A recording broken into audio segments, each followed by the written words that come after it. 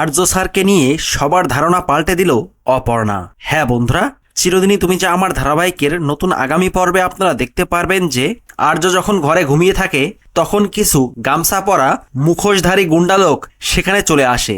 তখন আর্যর সাথে তাদের খুব ফাইট হয়। আর্য সবাইকে উদম কেলানি দেয়। আর্য তাদেরকে মেরে সবাইকে পুরো শুইয়ে দেয়। আর্যর হাতে ধুলাই খেয়ে তারা মাটিতে পড়ে গড়াগড়ি খায়।